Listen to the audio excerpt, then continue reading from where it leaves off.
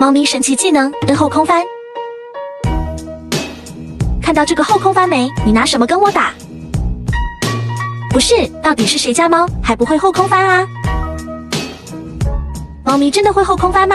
一般来说，猫咪具有很强的柔韧性和敏捷性，但猫咪通常不会像人类杂技演员那样主动做出标准的后空翻动作。不过，在一些特殊情况下，比如猫咪受到突然的惊吓或处于非常兴奋的状态时，可能会做出一些类似后空翻的跳跃、翻转动作，但这并不是它们刻意为之的后空翻表演。所以，各位铲屎官们，别强求猫咪学会后空翻。猫咪只有10来年寿命，我们能做到的就是给它健康的饮食，比如喂些安全、有保障的猫粮，让它健康快乐的成长才是最重要的。安利妙秀烘焙猫粮，添加乳鸽、鸡肉、高鲜肉入料，荤素搭配，营养丰富，具有权威机构检测项，公开透明，吃得更安心。你家猫咪会后空翻吗？